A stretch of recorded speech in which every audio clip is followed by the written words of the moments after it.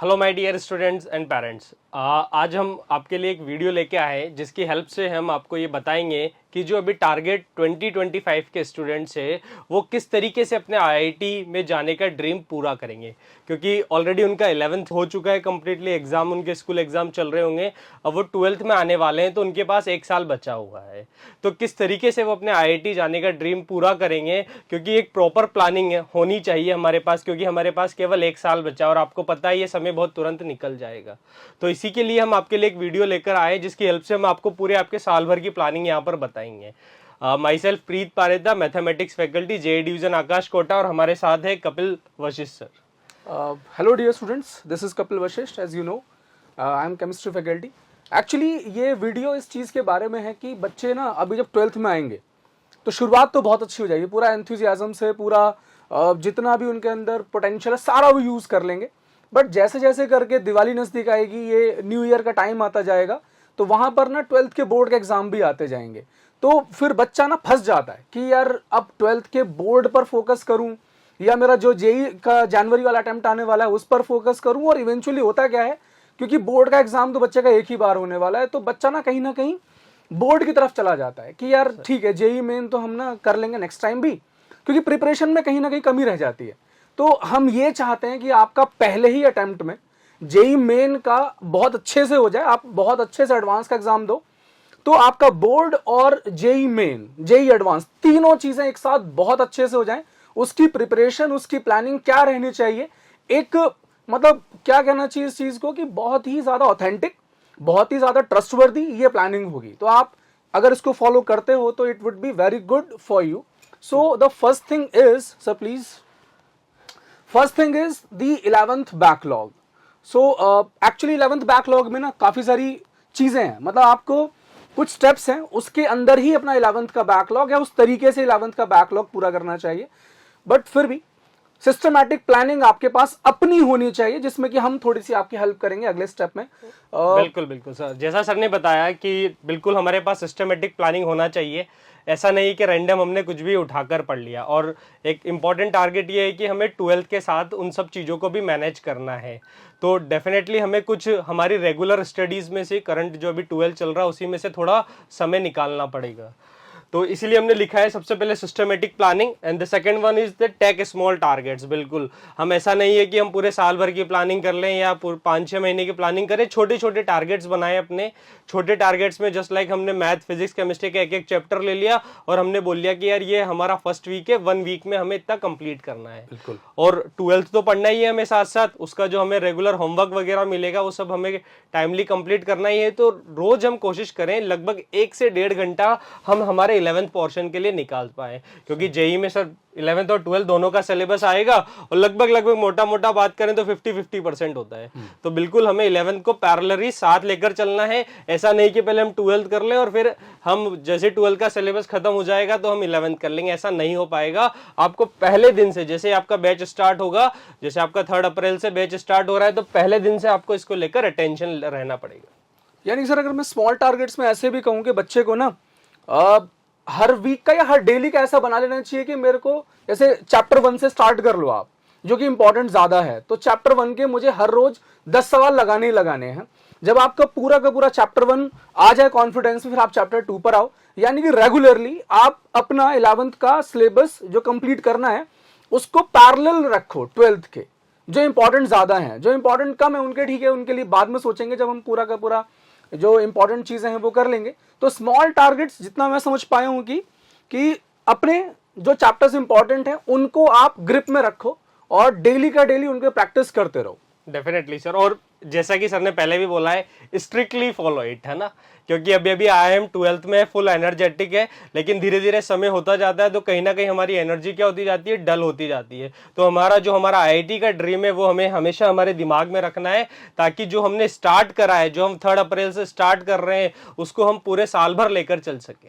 हाँ, इसमें ना यही प्रॉब्लम आती है कि जैसे करके बच्चा जुलाई अगस्त में आएगा, 2-4 टेस्ट हो जाएंगे और शुरुआत में ठीक है नंबर अच्छे आ गए, मगर अगस्त सितंबर आते आते ही जो मार्क्स ना थोड़ा ड्रॉप हो जाएंगे और फिर वहीं थोड़ा सा कॉन्फिडेंस बच्चे का लूज होने लग जाता है। तो मार्क्स के बेसिस पर आपका जो प्रिपरेशन है ना वो डगमगानी नहीं चाहिए। मतलब ये ना हो कि मार्क्स कम हो गए और हमने अपनी प्रिपरेशन किसी और डायरेक्शन में मूव कर दी। तो आपका जो प्लान अभी बन जाएगा, पूरी कोशिश करो कि उसको तो एटलीस्ट फॉलो करो ही करो। आगे जो मॉडिफिकेशंस होंगे उन्हें करते जाओ, वो तो एड ऑन चीजें हैं, वो तो आप करते जाओगे, लेकिन अभी जो प्लानिंग बन जाएगी एटलीस्ट इसको पूरा स्ट्रिक्टली फॉलो करना है। बिल्कुल। अगला पॉइंट, वो जो हम चैप्टर इंपॉर्टेंट जो कह रहे थे कि 11th के ज्यादा हैं, वो कौन कौन से हैं as per the analysis JEE Main 2024 January attempt. Physics के अंदर ये सारे चैप्टर्स हैं और ये वेटेज है उनकी कि 10 सेट्स के अंदर, जो अभी जनवरी में 10 शिफ्ट के अंदर एग्जाम हुए थे, उनके अकॉर्डिंग ये 11th के मोस्ट इंपॉर्टेंट चैप्टर्स हैं, ये हैं फिजिक्स में। जैसे कि लॉज ऑफ मोशन आप देख पा रहे होगे, सारे 10 शिफ्ट को मिलाकर 14 सवाल इसी में से आए, यानी कि हर शिफ्ट के अंदर 1.4 की एवरेज आ रही है, तो किसी शिफ्ट में 2, किसी शिफ्ट में 1, इस तरीके से आएगा ही आएगा, यानी कि हर शिफ्ट के अंदर एक सवाल तो एटलीस्ट लॉज ऑफ मोशन से आया ही है। Similarly system of particles and rotation motion, यहां से भी 14 है। Work energy power 12, physical world and units and measurement 12, gravitation से 11, kinetic theory of gases 11, motion in straight line 11, mechanical properties of fluids 10 और सॉलिड से भी 10 सवाल। तो ये मोस्ट इंपॉर्टेंट टॉपिक्स हैं of physics subject, belongs to class 11th syllabus. तो ये ऑन टिप्स होने चाहिए ये 9 चैप्टर्स। ये बिल्कुल इसीलिए इसी तरीके से बनाया हमने कि जो अब आपका रिवीजन का ऑर्डर सेलेक्ट करें, वो रिवीजन का ऑर्डर आप इस तरीके से रख सकते हैं। ये आपके 11th के जो मोस्ट वैल्यूएबल और हाईली वेटेज चैप्टर्स है, वो ये चैप्टर्स है। नेक्स्ट है केमिस्ट्री का, सेम वही जेईई मेन जनवरी अटेम्प्ट में से सबसे ज्यादा इंपॉर्टेंट इसमें है GOC, organic chemistry, some basic principles and techniques. यहां से 33 सवाल हैं, यानी कि हर शिफ्ट के अंदर 3 सवाल मिनिमम जीओसी से आए ही आए हैं। केमिकल बॉन्डिंग, हाइड्रोकार्बन और जीओसी, अकेला ये 2 ऑर्गेनिक के चैप्टर्स जो क्लास 11th के हैं, यहां से आपके 50 सवाल हैं, यानी कि इन दोनों को मिलाकर 5 सवाल हमारे सिर्फ अकेले आए हुए हैं हर एक पेपर के अंदर। इक्विलिब्रियम सिमिलरली 12 सवाल हैं, some basic concepts of chemistry यानी कि मोल कंसेप्ट वाला चैप्टर है वहां से 10, एटॉमिक स्ट्रक्चर से 9, थर्मोडायनामिक्स 8 और पीरियोडिक प्रॉपर्टीज भी 8। तो केमिकल बॉन्डिंग और पीरियोडिक प्रॉपर्टीज, यही 2 चैप्टर्स हैं जो इनऑर्गेनिक केमिस्ट्री के हैं क्लास 11th से। और अब मोटा मोटा यही बचा भी हुआ है, एक बस डीएनएफ ब्लॉक और 12th क्लास से कोऑर्डिनेशन कंपाउंड्स, ये 2 चीजें और हैं। तो इनऑर्गेनिक केमिस्ट्री अकेली इन 2 चैप्टर्स ने क्लास 11 से बहुत अच्छे से उठाई हुई है, काफी इंपॉर्टेंट है। और केमिकल बॉन्डिंग तो आपको पता ही है कि हर एक चैप्टर का बेस, अगर ये नहीं आता है तो आप जीओसी ढंग से नहीं समझ पाओगे, कोऑर्डिनेशन ढंग से नहीं समझ पाओगे, इवन पूरी ऑर्गेनिक ढंग से नहीं समझ पाओगे। तो केमिकल बॉन्डिंग आपको बहुत अच्छे से आना चाहिए। और सर इसमें एक लाइन और ऐड करना चाहूंगा मैं, जैसा कि सर ने बोला ये जनवरी अटेम्प्ट है अभी लेटेस्ट वाला, और जैसे सिलेबस रिड्यूस हुआ है तो आगे आपके टाइम भी 2025 में भी यही सिलेबस रहने वाला है, तो यही ट्रेंडिंग में रहने वाला है। तो बिल्कुल अगर आप इसको स्ट्रिक्टली फॉलो करेंगे, इसी ऑर्डर में करेंगे, तो डेफिनेटली आपको ज्यादा फायदा होगा, क्योंकि केवल हार्डवर्क करने से काम नहीं चलेगा, हमें स्मार्टली चीजों को करना पड़ेगा। ट्रेंड्स तो ऑलमोस्ट सेम रहते हैं, तो आप एटलीस्ट जो ट्रेंड चल रहा है ना उसको समझो, उसको एनालाइज करो, अपनी भी खुद के एनालिसिस भी बनाओ। एक्सपर्ट्स हैं वो बनाते ही हैं, लेकिन एक स्टूडेंट जो बनाता है उसका जो पर्सपेक्टिव है ना वो अलग होता है, वो अपने लिए पर्सनल बनाता है, हम बनाते हैं जनरलाइज। तो आप अपनी एनालिसिस भी बनाते रहिए। आते हैं नेक्स्ट पोर्शन पे, मैथमेटिक्स पे। सीक्वेंस एंड सीरीज काफी इंपॉर्टेंट चैप्टर है, 18 क्वेश्चंस आए। ये जो हम एनालिसिस बता रहे हैं टोटल जो 10 सेट्स हुए थे उसके बेसिस पे बता रहे हैं, तो आप मोटा मोटा मान के चलो हर चैप्टर में हर पेपर में हर शिफ्ट में 2 क्वेश्चंस इससे आ रहे हैं। और एक और चीज इस बार हुई है कि जो डिलीटेड पोर्शन हुआ है, डिलीटेड पोर्शन में जो चैप्टर हटा है वो 11 से हटा है मैथमेटिकल रीजनिंग, उसका क्वेश्चन कहीं भी नहीं आया, 10 सेट में किसी में नहीं था। लेकिन जो टॉपिक्स हटे हैं उन सब टॉपिक से लगभग किसी ना किसी सेट में कोई ना कोई क्वेश्चन पूछा गया है। तो इस चीज का हमें स्ट्रिक्टली ध्यान रखना है, हमें जो डिलीटेड टॉपिक्स हुए हैं उन सबको भी अच्छे से पढ़ना है। जैसे सीक्वेंस सीरीज में एजीपी डिलीटेड था लेकिन उससे रिलेटेड क्वेश्चंस आया है यहाँ पर, इसलिए हमें जो चैप्टर में टॉपिक डिलीट हुए हैं उन्हें बिल्कुल इग्नोर करना है, हमें कंप्लीटली चैप्टर पढ़ना है। वहां पर कॉम्प्लेक्स नंबर से 18 क्वेश्चंस आए, binomial 15, trigonometric equation 13, straight line geometry वाला पार्ट हो गया 12, पीएनसी से 11 क्वेश्चन है, कॉनिक सेक्शन 14, कॉनिक सेक्शन में पैराबोला, हाइपरबोला, एलिप्स तीनों से क्वेश्चंस पूछे गए हैं, जबकि सबसे ज्यादा इंपॉर्टेंट पैराबोला होता है, लेकिन इस बार हाइपरबोला से सबसे ज्यादा क्वेश्चन पूछे गए हैं। तो बिल्कुल हमें ये जो ज्योमेट्री वाला पार्ट है बिल्कुल बहुत अच्छे से करना है, क्योंकि देखो स्ट्रेट लाइन हो गया 12, कॉनिक सेक्शन हो गया 14, तो ये लगभग 26 हो गया, और 6 32 सर्कल तो तीनों ज्योमेट्री के चैप्टर मिला के 32 हो रहा है, मतलब 3 क्वेश्चन तो उससे आएंगे ही सही।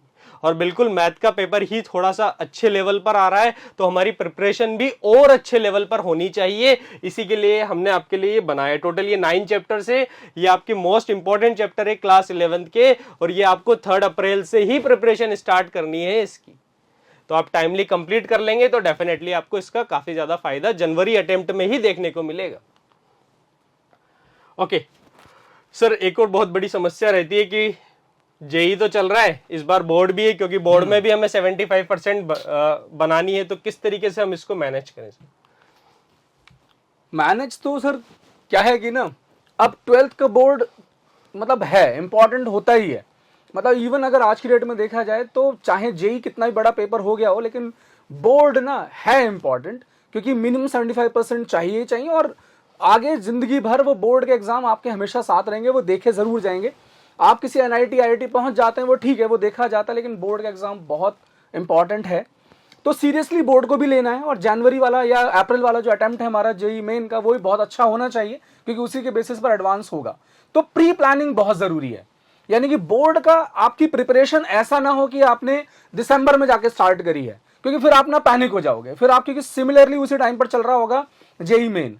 तो आपकी बोर्ड की प्लानिंग चलनी चाहिए शुरू से, यानी कि आप जब अप्रैल से स्टार्ट कर दो इस चीज को, जिस समय पर आप ऑब्जेक्टिव एग्जाम देने जा रहे हो, कोशिश करो उसी समय पर आप सब्जेक्टिव एग्जाम भी बोर्ड के पूरे पैटर्न पर, 3 घंटे का एग्जाम होता है तो 3 घंटे की टाइमलाइन, टाइम बाउंडेशंस के अंदर उस पेपर को देना सीखो।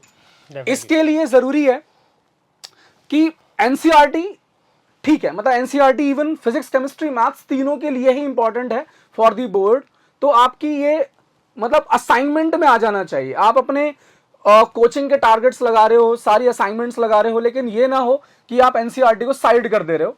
बोर्ड के लिए एनसीईआरटी आपकी मस्ट है, ये आप जरूर लगाओ, पैरेलली चलाते चलो इस चीज को, असाइनमेंट का पार्ट बना लो। यानी कि जब आपका चैप्टर खत्म हो जाता है, एक चैप्टर है सपोज आपका सोल्यूशंस क्लास 12th का खत्म हो गया, तो कोई नहीं, आपने अपना टारगेट लगा लिया, असाइनमेंट जो मिले हुए थे कोचिंग से वो लगा लिए, ई कैप्स जो भी मिले हुए सब लगा लिया। इसके बाद आप एनसीईआरटी को भी लगा लो, सारे इन टेक्स्ट क्वेश्चंस, सारे जो लास्ट में एक्सरसाइज में होते हैं वो सारे लगा लो, क्योंकि वो क्वेश्चंस भी बहुत अच्छे हैं। अगर आप ध्यान से देखोगे तो कई सारे सवाल ऐसे हैं एनसीईआरटी के अंदर भी, जो कि किसी भी एक्सरसाइज, किसी भी टारगेट से मिल जाएगा अच्छे लेवल का, अगर आप ढंग से उसको सॉल्व करो तो। बिल्कुल सर ने काफी सही बात करी है कि बिल्कुल एनसीईआरटी, आप वही आप बोलो कि पहले 12 का सिलेबस कंप्लीट कर लें उसके बाद एनसीईआरटी लगाएं, वो पॉसिबल नहीं है। जैसे ही आप पहला चैप्टर पढ़ते हैं मैथ में, आपने रिलेशन फंक्शन पढ़ा है, आप उसको ओपन कीजिए, 1.1 लगा लीजिए, काम आपका वहीं फिनिश हो जाएगा। तो उसको ज़्यादा टाइम तक डिले नहीं करना। और बोर्ड का जब पेपर अटेम्प्ट करेंगे ना, कॉन्फिडेंस तभी आता है हमें जब हम हमारी एनसीईआरटी बुक लगा लें, या जो आपका स्टेट बोर्ड के बुक से वो लगा ले, और साथ में जैसा सर ने बोला कि सब्जेक्टिव पेपर आप बिल्कुल दें, क्योंकि हमारी अप्रोच क्या जेई के पेपर्स देते थे, बड़ी ऑब्जेक्टिव अप्रोच हो जाती है, और हमें प्रॉपर सब्जेक्टिव आंसर लिखना होता है बोर्ड में, स्टेप बाय स्टेप लिखना होता है, तभी जाकर हमें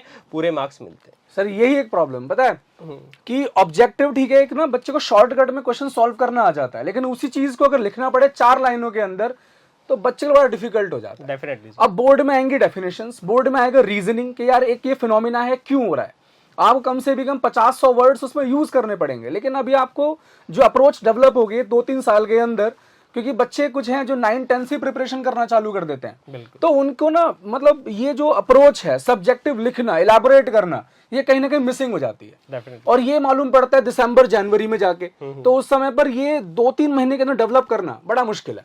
तो इस चीज को आप शुरू से लेकर चलो, अभी से आंसर राइटिंग चालू करो, नोट्स को थॉरोली पढ़ना शुरू करो, क्योंकि टीचर तो लिखवाता पूरा डिटेल में ही है, वो तो पूरा उस तरीके से करवाते हैं कि रीजनिंग सारी चीजें, लेकिन हमारी जो पढ़ने की अप्रोच है वो खुद ऑब्जेक्टिव हो जाती है। हम कहीं ना उस जब शॉर्ट नोट्स बना रहे होते हैं, चीजें ऐसे देख रहे होते हैं, तो उसमें से भी हम मोस्ट इंपॉर्टेंट क्रक्स निकालने की कोशिश करते हैं। तो क्रक्स ठीक है, वो आपके काम आएगा आगे, लेकिन आपको पूरी की पूरी थ्योरी भी आनी चाहिए, क्योंकि बोर्ड में तो लिखनी पड़ेगी। बिल्कुल और मार्क्स वही कटते हैं। और जैसा वही हर बार बोल रहे हैं हम कि अभी तो हम 12th में आएंगे, बड़ा एनर्जेटिक रहेंगे, लेकिन ये हमें कहां पर करनी है, रेगुलर बेसिस पे करनी है, पूरे होल ओवर सेशन हमें उस चीज को फॉलो करना है। एक चीज आपने बड़ी सही कही, जैसे डिले वाला पार्ट, एक्चुअली होता क्या है ना, कि शुरू हम ऐसे करते हैं कि आज कर लेंगे, कल कर लेंगे, आज कर लेंगे, कल कर लेंगे। इसे कहा जाता है वन डे सिकनेस, मतलब कि एक ना एक दिन कर लेंगे और वो एक दिन कभी ना आ नहीं पाता। तो आप अगर आपने एक प्लान बनाया है कि मुझे मंडे को एक सब्जेक्टिव पेपर सॉल्व करना है या संडे को करना है, तो वो संडे के दिन में हो जाना चाहिए। बेशक उस टाइम में ना हो पाए, किसी रीजन से आपने टाइम बनाया था कि यार मैं सुबह 10 से 1 के बीच में ये पेपर दूंगा, संडे को दूंगा। अब वो 10 से 1 के बीच में ना हो पाए चलेगा, लेकिन संडे का दिन आपने अगर फिक्स किया है तो संडे को ही वो एग्जाम हो जाना चाहिए। बिल्कुल। सो डिले आपको नहीं करनी है चीजें। So one more important thing, test series and the entire syllabus revision. Test series जो रेगुलर चलती रहती हैं वो हैं ही, जैसे कि इसमें एक पार्ट जो मेन है वो ये शॉर्ट नोट्स वाली बात, जो हम पीछे कह रहे थे। शॉर्ट नोट्स आप बनाओ, आपके पास होने चाहिए शॉर्ट नोट्स हर एक चैप्टर के। यानी कि सपोज एक पूरा चैप्टर है, वो 50-100 पेजेस में टीचर ने करवाया है, तो 10% पेजेस के अंदर आपके पास में वो शॉर्ट नोट्स होने चाहिए। अगर 50 पेज का चैप्टर है तो आपके पास 5 पेज के शॉर्ट नोट्स होने चाहिए, वो लास्ट में रिवीजन करने में यही काम आएंगे। डेफिनेटली यही सबसे बड़ी प्रॉब्लम होती है, क्योंकि 11th और 12th का सिलेबस और जेई का सिलेबस बहुत ही वास्ट सिलेबस है, और जब आप फाइनल एग्जाम देने जाएंगे उससे पहले सारा सिलेबस हमारे दिमाग में स्टोर रहे, इट्स ए बिगेस्ट चैलेंज। और ये तभी हो सकता है जब हम हर चैप्टर के शॉर्ट नोट्स बना लें, 3-4 पेज में उस चैप्टर की पूरी कहानी हमारे पास होगी और उसको हम बार बार देखते रहेंगे तो वो हमारे दिमाग में रहेगा। तो ये बहुत ही मोस्ट इंपॉर्टेंट पार्ट है जिसको आपको ध्यान रखना है। जैसे ही चैप्टर कंप्लीट हो आप उसके शॉर्ट नोट्स रेडी कर ले, या अगर आप कंफर्टेबल है तो रोज क्लास के बाद पैरेलली भी उसको लेकर चल सकते हैं। ओके, 12th का सिलेबस आपको पता ही है, 12th बिल्कुल टाइमली कंप्लीट करना है आपको, ताकि आप बोर्ड के लिए भी कंफर्टेबल जोन में आ जाएं। और सर ने जैसे टेस्ट सीरीज के बारे में बताया कि बिल्कुल आप कोचिंग से जुड़े हुए हैं, एफटीएस और आर्काइव करके आपकी टेस्ट सीरीज है वो होती रहेगी, रेगुलर टेस्ट आपके चलते रहेंगे। तो उन सब सारे पेपर्स को हमको बिल्कुल स्ट्रिक्टली एनालाइज करना है, क्योंकि कोई क्वेश्चन आपसे बन नहीं रहा है, किसी में आपकी माइनस मार्किंग हो रही है, तो आप बिल्कुल घर जाएं, हॉस्टल जाएं, वापस देखें कि यार वहां गलती कहाँ हुई है। क्योंकि अगर आप उसको नहीं देखोगे तो फिर कोई फायदा ही नहीं हुआ पेपर देने का। पेपर से पहले भी वो क्वेश्चन नहीं हुआ, पेपर के बाद में भी वो क्वेश्चन नहीं आया, तो हमने पेपर देकर कुछ भी नहीं सीखा। तो ये सारी चीजें आपको बिल्कुल अच्छे से अटेंटिव होकर पूरे साल भर आपको फॉलो करनी है, ताकि जो आप चाहते हैं, जो आपका ड्रीम हो आईआईटी का, वो ट्रू हो पाए। ठीक है बच्चों, थैंक यू। आई होप आपको आज का सेशन समझ में आया होगा, और आप बिल्कुल, मैं आपसे उम्मीद करता हूं कि पूरे होल सेशन आप इसको स्ट्रिक्टली फॉलो करेंगे। Thank you very much students, all the best.